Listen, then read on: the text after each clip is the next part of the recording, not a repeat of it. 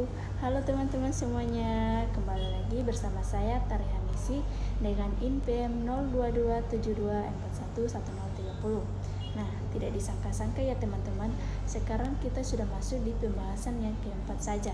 Nah, materi kali ini yang akan saya bahas yaitu tentang peran lembaga dan industri pendukung dalam pengembangan perbankan syariah. Nah, teman-teman, ternyata kita hidup di era di mana nilai dan etika menjadi mata uang baru. Perbankan syariah bukan sekedar alternatif, melainkan sebuah manifestasi prinsip keadilan. Namun, manifestasi ini tidak akan utuh tanpa sinergi holistik antara berbagai pihak. Hari ini, fokus kita akan beralih dari bank itu sendiri menuju ekosistem pendukungnya. Nah, kita akan membahas bagaimana lembaga pengatur atau regulasi industri pelengkap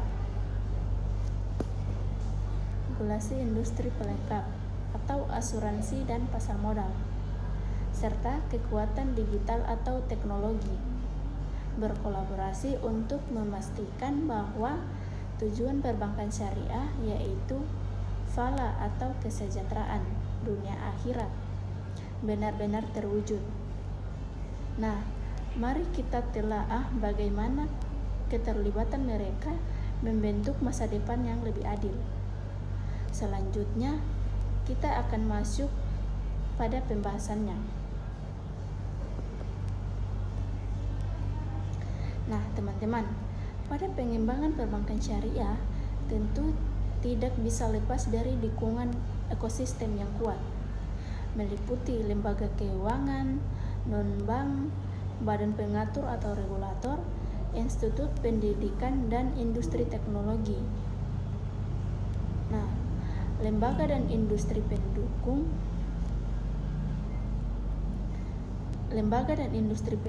ini memainkan peran krusial dalam menciptakan lingkungan yang kondusif, stabil, inovatif, dan beretika agar perbankan syariah dapat tumbuh dan bersaing secara efektif dengan perbankan konvensional, serta mencapai tujuannya dalam mewujudkan kesejahteraan yang merata atau falah. Nah, definisi perbankan syariah. Perbankan syariah adalah segala sesuatu yang menyangkut bank syariah dan unit atau usaha syariah atau UUS, mencakup kelembagaan, kegiatan usaha, serta cara dan proses dalam melaksanakan kegiatan usahanya. Prinsip utamanya yaitu beroperasi berdasarkan prinsip-prinsip syariah atau hukum Islam, terutama menghindari riba atau bunga, pertambahan nilai yang tidak sah, masir atau spekulasi perjudian, gharar atau ketidakjelasan atau kepastian yang berlebihan. Contohnya yaitu skema pembiayaan yang umum digunakan adalah murabahah atau jual beli, mudharabah atau bagi hasil, dan ijarah atau sewa. Pendukung perbankan syariah. Lembaga keuangan pendukung adalah institusi di luar bank syariah yang beroperasi berdasarkan prinsip syariah dan menciptakan ekosistem finansial yang lengkap. Mereka melengkapi layanan bank dan menyediakan instrumen investasi, proteksi, serta likuiditas. Yang pertama yaitu lembaga keuangan non-bank atau LKNB syariah. Institut atau produk asuransi syariah atau takaful memberikan proteksi risiko kepada nasabah, aset, dan pembiayaan. Bank syariah berdasarkan prinsip tolong-menolong atau ta'awun memitigasi risiko finansial nasabah dan bank serta menjamin kesinambungan pembayaran kewajiban jika terjadi musibah. Asuransi jiwa syariah, misalnya takaful keluarga. Asuransi umum syariah, misalnya asuransi properti untuk pembiayaan KPR syariah.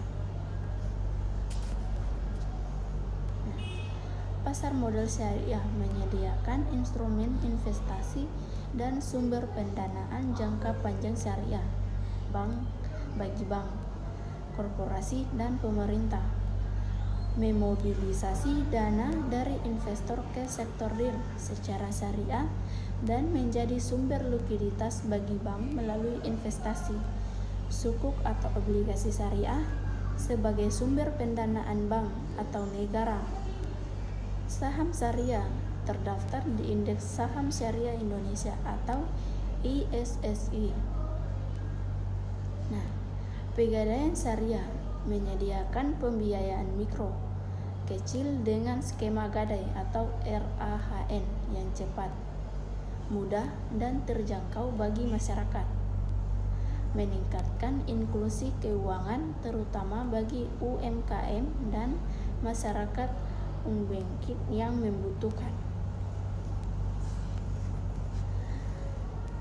membutuhkan dana cepat tanpa riba. Layanan RAHN atau gadai syariah untuk emas atau barang berharga lainnya. Layanan arrah atau pembiayaan haji atau umroh. Lembaga Jiswa mengelola dana sosial Islam atau zakat, infak, sedekah, dan wakaf,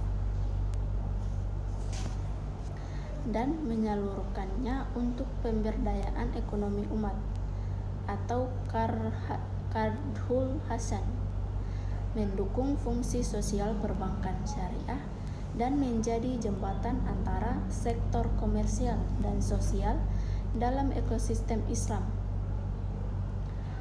Badan Amil Zakat Nasional atau Bajnas, Badan Wakaf Indonesia atau BWI sering bekerja sama dengan bank syariah sebagai mitra pengumpulan atau pengelola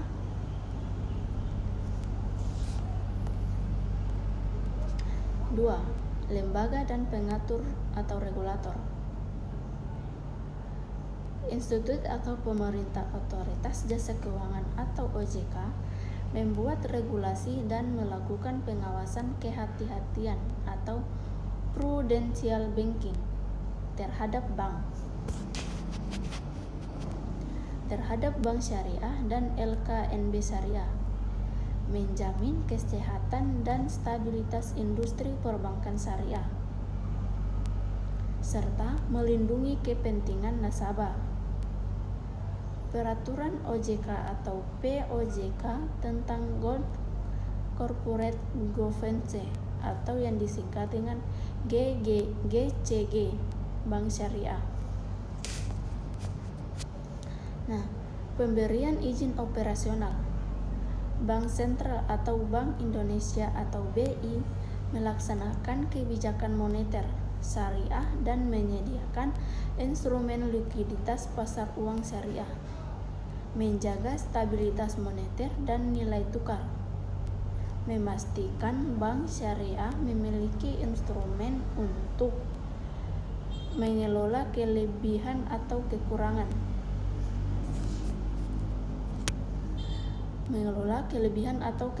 dana.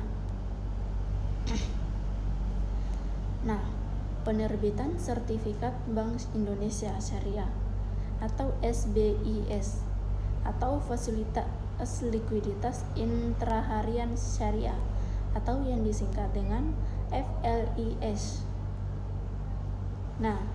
Dewan Pengawas Syariah atau DPS menjamin kepatuhan syariah atau syariah compliance dalam setiap produk dan operasional bank, menjaga kepercayaan publik terhadap bank syariah sebagai institusi yang benar-benar Islam. Anggota DPS atau ulama memberikan fatwa dan opini syariah untuk produk baru bank, misalnya Fatwa DSN MUI. Regulasi dan kebijakan. Peran regulator sangat vital untuk menjamin kepercayaan, stabilitas, dan kehati-hatian operasional bank syariah. Penyusunan kerangka hukum menciptakan undang-undang dan peraturan yang spesifik, membedakan operasional syariah dari konvensional. Contohnya itu Undang-Undang Perbankan Syariah di Indonesia. Pengawasan dan kepatuhan, mengawasi kesehatan bank dan memastikan kepatuhan terhadap prinsip syariah melalui Dewan Pengawas Syariah atau DPS dan standar kehati-hatian atau prudential banking. Contoh, Otoritas Jasa Keuangan atau OJK di Indonesia yang mengeluarkan peraturan mengenai perizinan, tata kelola, dan permodalan bank syariah. Stabilitas sistem, menerapkan kebijakan moneter syariah dan instrumen likuiditas syariah untuk menjaga stabilitas sistem keuangan. Contohnya itu Bank Indonesia atau BI menyediakan instrumen sertifikat Bank Indonesia Syariah atau SBIS untuk manajemen likuiditas bank syariah. Nah, edukasi dan pelatihan. Pengembangan sumber daya manusia atau SDM yang kompeten dan peningkatan literasi masyarakat adalah kunci.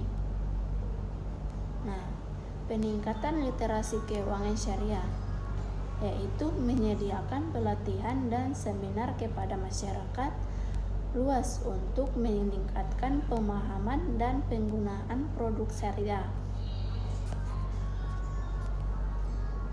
Contohnya itu program edukasi yang dilakukan oleh Komite Nasional Ekonomi dan Keuangan Syariah atau KNEKS atau Bank Syariah melalui media digital. Nah, penyediaan SDM berkualitas. Lembaga pendidikan menyediakan kurikulum khusus perbankan syariah untuk mencetak profesional yang paham syariah dan perbankan. Contoh, Fakultas Ekonomi Syariah di berbagai universitas, program sertifikasi ahli perbankan syariah yang diselenggarakan oleh lembaga pelatihan profesi. Inovasi produk, industri pendukung seperti lembaga riset dan pengembangan teknologi mendorong lahirnya produk yang kompetitif. Pengembangan produk keuangan sosial, memanfaatkan dana sosial Islam seperti zakat, infak, sedekah, dan wakaf atau jiswah yang dikelola secara profesional untuk pemberdayaan ekonomi umat.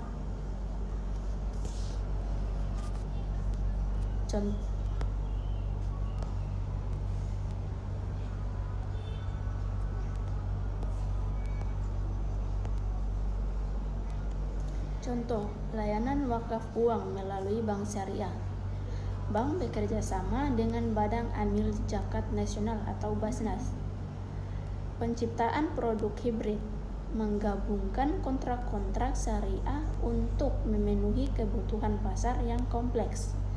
Misalnya, pembiayaan investasi besar.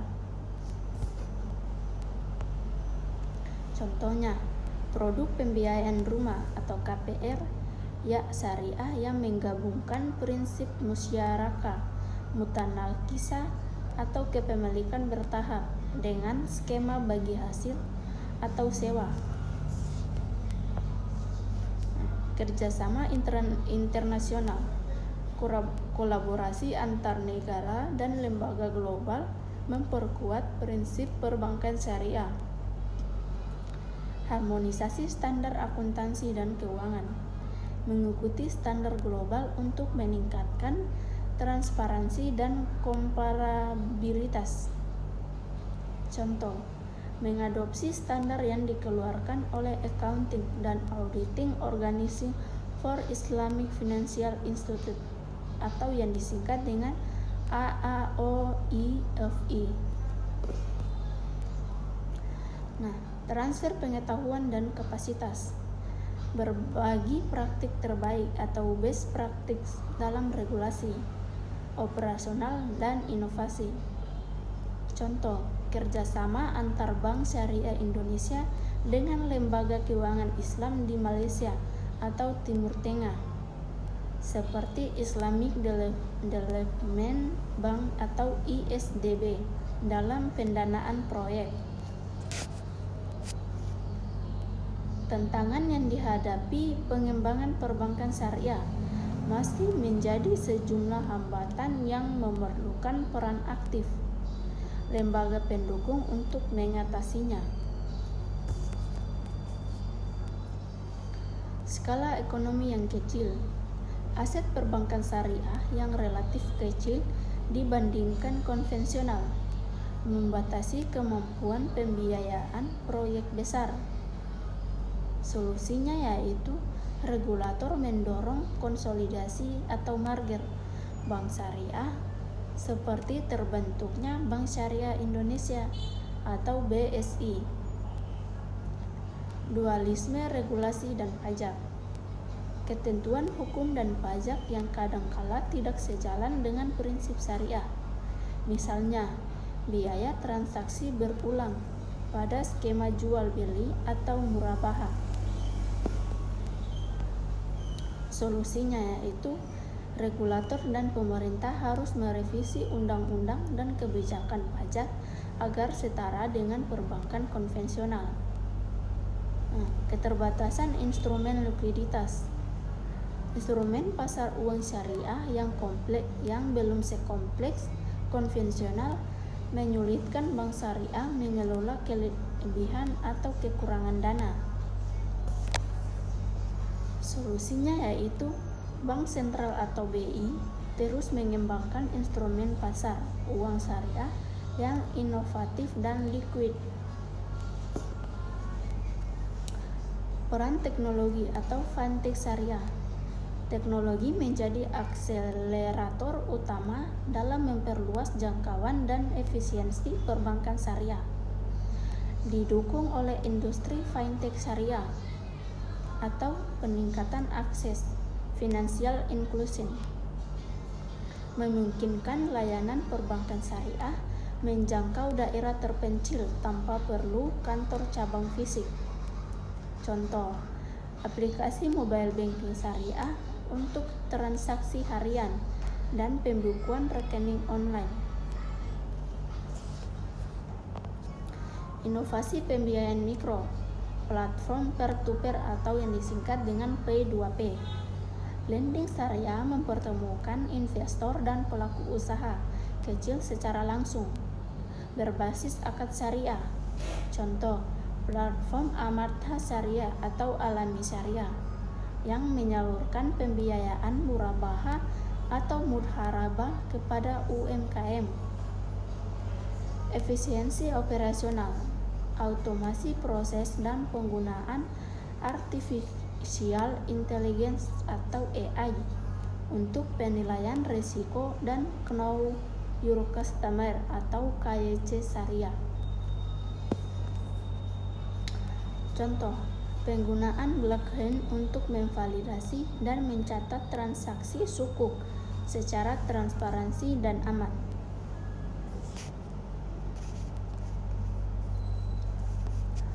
Nah, yang kelima yaitu edukasi dan pelatihan.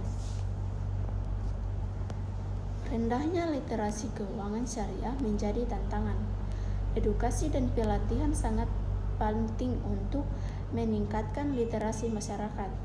Kampanye nasional seperti Bulan Inklusi Keuangan Syariah atau yang disingkat dengan BIK Syariah yang digagas oleh OJK untuk mengenalkan produk syariah. Pengembangan SDM profesional. Lembaga seperti Pusat Pengembangan Ekonomi Syariah atau PPES dan universitas, misalnya UIN, UI, UGM dengan program studi ekonomi syariah menyediakan kurikulum dan sertifikasi untuk menghasilkan bankir syariah yang kompeten. Keenam yaitu inovasi produk. Untuk bersaing dengan industri konvensional, inovasi produk sangat diperlukan, namun tetap harus dalam koridor syariah. Penerbitan sukuk, obligasi syariah yang digunakan pemerintah atau sukuk negara atau korporasi untuk pembiayaan proyek infrastruktur. Ini adalah instrumen investasi syariah yang populer. Produk wealth management syariah, layanan pengelolaan dana terpadu yang mencakup reksadana syariah, asuransi syariah atau takaful, dan perencanaan waris Islam, digital banking. Pengembangan aplikasi mobile banking syariah yang user-friendly dengan fitur lengkap, memudahkan transaksi harian bagi nasabah atau milenial. Kerjasama internasional. Kerjasama global membantu standarisasi dan pengakuan pro-industri syariah Indonesia di mata dunia atau AAOIFI, Accounting and Auditing Organization for Islamic Financial Institutions. Indonesia secara aktif mengadopsi standar akuntansi syariah internasional ini untuk memastikan transparansi dan komparabilitas laporan keuangan. IFSB, Islamic Financial Service Board, lembaga internasional yang menetapkan standar prudensial dan pengawasan untuk industri jasa keuangan syariah. Forum internasional, partisipasi dalam Global Islamic Economy Summit untuk mempromosikan Indonesia sebagai pusat ekonomi syariah global. 8 yaitu tantangan yang dihadapi. Meskipun pertumbuhan positif, industri menghadapi tantangan, aset dan pangsa pasar kecil. Pangsa pasar perbankan syariah di Indonesia masih sekitar 7% dari total aset perbankan nasional. Kompetensi SDM, kesenjangan antara kebutuhan industri akan tenaga ahli syariah dan ketersediaan lulusan yang siap kerja. Infrastruktur digital masih perlu ditingkatkan untuk menyamai kecepatan inovasi bank konvensional raksasa. Peran teknologi. Teknologi menjadi akselerator utama dalam pengembangan perbankan syariah saat ini. Fintech syariah, munculnya perusahaan peer-to-peer lending syariah atau yang disingkat dengan P2P syariah yang menghubungkan pemberi dana dan pencari dana secara digital, memberikan akses pembiayaan yang lebih luas, terutama bagi UMKM. Digitalisasi layanan memungkinkan pembukaan rekening online, transaksi real time, dan robo advisory untuk investasi syariah. Syariah Supervision System atau SSS teknologi digunakan untuk memantau otomasi kepatuhan syariah dalam setiap transaksi, membantu Dewan Pengawas Syariah atau DPS di bank.